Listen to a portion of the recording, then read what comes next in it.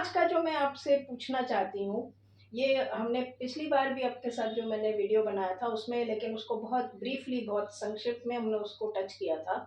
वो ये है कि एक ये क्लेम है और एक बैनर लगा हुआ है, आप देखिए इसको।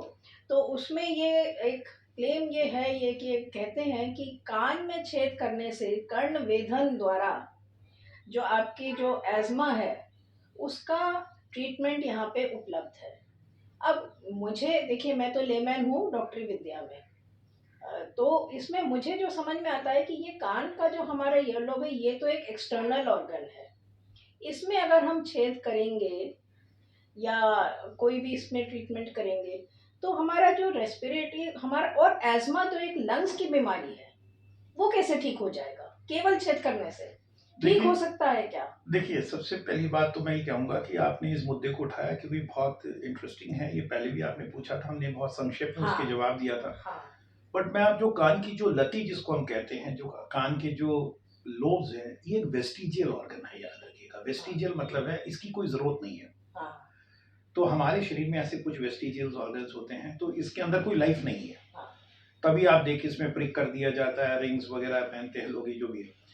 कान के ऊपर जो छेद करने वाली बात, वो हमारे शारीरिक बीमारी को कैसे ठीक कर सकता है, इसका ना तो मुझे अनुभव है, ना मेरे कोई सोच विचार चलता है, क्योंकि जैसे मैंने आपको बताया ये वेस्टिजियस ऑर्गन है, it's of no use organ.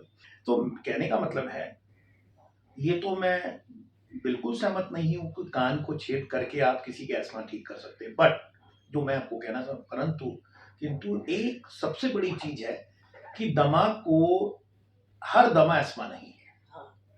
ये दर्शकों को समझना बहुत जरूरी है। दमा का मतलब क्या है कि मुझे सांस फूल रहा है, मैं सांस नहीं ले पा रहा, मैं छोटा सांस ले रहा हूँ। क्योंकि मैंने जो, अगर विस्तारित रूप में मैं अपने पेशेंट प्रोफाइल को आपको अगर बताऊं कि क्लासिकल जो सिम्टम्स होते हैं दिमाग के, वो क्या होते हैं, लोग और जो स्पेसिफिक सिम्टम्स होते हैं एस्मा के, वो क्या होता है, दोनों में फर्क होता है। देखिए, एस्मा होने के लिए परिवार में उसकी मतलब होनी चाहिए किसी न किसी, हमारे जो खून के रिश्तेदारों में, खून के रिश्तेदारों में आप, हम सबसे पहले अपनी जेनेटिक पूछते हैं, माता पिता, ग्रैंड फादर, ग्रैंड चिल्ड्रन, वो होना बहुत जरूरी है। बार बार नजला, जुकाम, अटैक, जो सांस बार बार फूलता है, छाती पकड़ जाती है, कोल्ड लंबे समय तक चलता है, और सबसे बड़ी बात है जो उसकी छाती से एक आवाज आती है जिसको हम कहते हैं वीजिंग साउंड। क्योंकि हमारी हवा नली के अंदर जब बारीक हवा नली के अंदर सुकड़न पैदा हो जाती है, तो उसकी रेजिस्टेंस के कारण, उसकी संघर्ष के कारण जो आवाज पैदा होती है, उसको हम वीजिंग साउंड कहते हैं। तो वीजिंग हॉलमार्क ऑफ एस्मा, उसकी पहचान है। वीजिंग होना चाहिए, बार बार अटैक्स होने चाहिए, अपने आप ठीक हो जाता है शुरू में, बाद में थोड़ा लंबा समय लेता है, और एक परिवार के अंदर टेंडेंसी होनी चाहिए। ये तो होती है एस्मा की genetic tendency. But her genetic के साथ कुछ और फैक्टर्स भी होते हैं जिसपे वो प्रकट हो जाता है कई बार।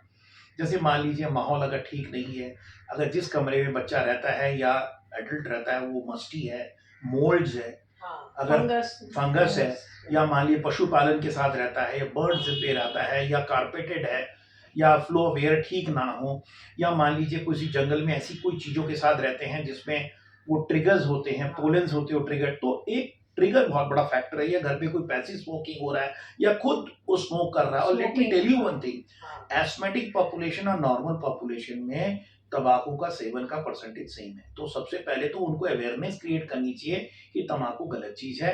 ये हमारे देश में अभी तक ये नहीं पहुंचा कि तंबाकू गलत चीज है। वर्ल्ड 31 में आने वाला है, वर्ल्ड नो टोबैको डे के ऊपर काम कर रहे हैं। तो ये बहुत बड़ा सीख है कि एस्मेटिक लोग में के अंदर भी उतना ही तंबाकू सेवन चल रहा है। अब कहने की बात है कि जैसे मैंने आपको बताया कि जो हमारी जो एक खून के रिश्ते से मिलता हुआ जो बीमारी है, जिसको हम जेनेटिक कहते हैं, हर जेनेटिक्स की शक्ल सूरत अलग हो सकती है, जिसको हम फिनोटाइप्स कहते हैं। कुछ एस्मा क्लासिकल एस्मा होते हैं, कुछ एस्मा नजला जुकाम के साथ होते हैं जिसको हम राइनोसाइनोसाइटिस कहते हैं, कुछ एस्मा मोटापा के साथ होता है जिसको ओबेसिटी इंड्यूस एस्मा कहते हैं, कुछ एस्मा होता है स्मोकर्स एस्मा होते हैं जिसको हम एस्मा विद स्मोकर्स ओवरलैप कहते हैं, कुछ एस्मा के साथ एलर्जी कंपोनेंट ज्यादा होता है, कुछ एस्मा स्पेसिफिक किसी एक फैक्टर के कारण होता है, पोलन फैक्टर।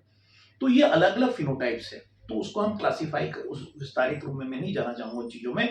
बट सबसे इंपॉर्टेंट चीज मैं कहना चाहूंगा, दमा अलग चीज है एस्मा, क्योंकि दमा कई कारण से हो सकता है। अच्छा। अगर आपकी हीमोग्लोबिन कम है तो भी आपको सांस फूल सकता है, तो उसको हम इंग्लिश में क्या बोलेंगे दमा को, जैसे एस्मा? ब्रीदिंग डिसऑर्डर्स कहेंगे। Breathing disorders. तो ब्रीदिंग डिसऑर्डर्स के कई सारे कारण हो सकते हैं। अगर आप जरूरत से ज्यादा मोटा हो गए तो भी सांस फूलेगा, क्योंकि उतना वजन कैसे आपको लंग्स लेगा। अगर आपने कभी एक्सरसाइज नहीं, सडनली एक्सरसाइज करनी शुरू करी तो भी आपको सांस फूलेगा। हाँ, जैसे एकदम दौड़ते हैं तब अगर आप बहुत ज्यादा खा लेंगे तो भी उसके बाद करेंगे तो भी हो सकता है। कई बार आप सो नहीं पाएंगे, स्लीप डिसऑर्डर, उसके कारण हो सकता है। कई बार आपको रात को फंदा लगता है, जिसको हम स्लीप एपनिया कहते हैं, आपकी तालू और जीभ चिपकती है, उसके कारण हो सकता है।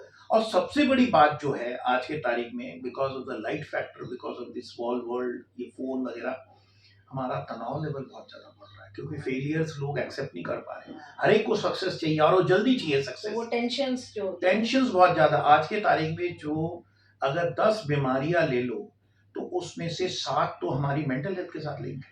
तो ये लोनलीनेस, डिप्रेशन से भी आजमा हो, ये बिल्कुल नहीं, डिसऑर्डर्स हो। बिल्कुल, बिकॉज क्या होता है कि जब भी आप डिप्रेस्ड होंगे तो आप छोटे सांस लेंगे। अच्छा। जब छोटे सांस लेंगे तो एक बात बताइए छोटी, मान लीजिए नॉर्मली हमारा जो रेस्पिरेटरी सिस्टम 5 लीटर हवा मांगता है 1 मिनट में। 1 मिनट में? हाँ।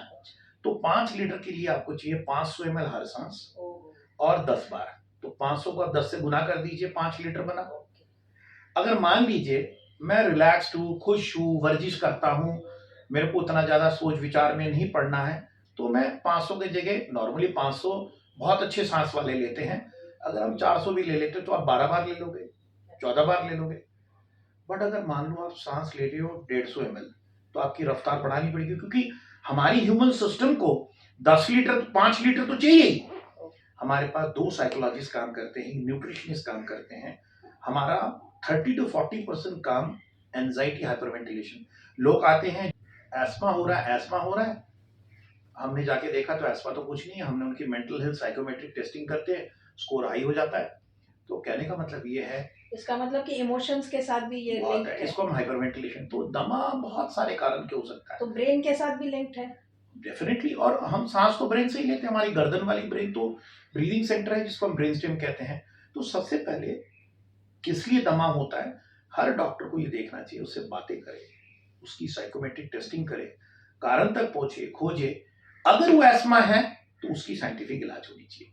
अगर वो, अब प्रॉब्लम क्या है कि जो परेशान है, जो एंशियस है, जो दवाई ले रहा है, जो सो नहीं पा रहा, जो मतलब एकदम वो हो चुका है कि बस अब कोई कुछ नहीं हो सकता, नीरस हो चुका है, फ्रस्ट्रेट हो चुका है, डिप्रेस्ड हो चुका है, सब्सटेंस अब्यूज में है, उसको चाहिए कि मेरे को कोई बस ठीक कर दे, तो वो इस तरह की सॉल्यूशंस की तरफ जाता है। तब एक सेंस ऑफ सोलेस मिल जाता है, कई बार एक फेथ हीलर्स का रोल हो जाता है, बातें हो जाती है उनसे, एक साइकोलॉजिकल टॉक। देखिए, लेकिन मेरी चिंता या वरी ये है, जिनकी एक फिजिकल एक बीमारी है, वो अगर इसमें जाते हैं तो, और प्रॉपर जो एक डॉक्टर के पास जाकर जो ट्रीटमेंट लेना चाहिए था वो उन्होंने नहीं लिया, तो बिल्कुल, वो बिल्कुल, जो एक डिलेड ट्रीटमेंट ये तो एकदम गलत बात या है, ट्रीटमेंट डिनायल है, उससे जो उसको नुकसान होगा। ये तो नुकसान है। मैंने अपनी जीवन काल में, पिछले 30 साल के जीवन काल में, मैंने बहुत हादसे ऐसे देखे, ब्रॉड डेड पेशेंट्स देखे एस्थमेटिक्स में,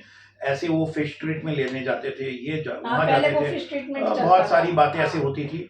अगर आपको साइंटिफिकली एस्मा है तो इसका ड्रग ऑफ चॉइस इनहेलर है, आपको लेना पड़ेगा, आपको फॉलो करनी पड़ेगी पल्मोलॉजिस्ट ऑर्डर, आपकी रेगुलरली लंग फंक्शन टेस्ट होनी चाहिए, एलर्जी टेस्टिंग होनी चाहिए। और ESMA is not a dreadful disease. मैं ऐसे ऐसे लोगों के नाम बता दूंगा जिनको ओलंपिक में 10 गोल्ड मेडल मिले हैं, बहुत अच्छे क्रिकेटर्स बने, बहुत अच्छे स्क्वाश प्लेयर्स बने, मतलब ऐसे कोई भी रैकेट स्पोर्ट जिसमें एंड्योरेंस की जरूरत पड़ती है, उन्होंने परफॉर्मिंग आर्ट्स में भी गए। तो ऐसा नहीं है, एस्मा से आप बहुत अच्छी जीवन काल कर सकते हैं, कोई रेस्ट्रिक्शन नहीं। बट एस्मा अगर है तो ये उत्तर नहीं है इसका कि आप जाके कर्ण विच्छेदन करवा दो या किसी से काउंसलिंग करवा दो।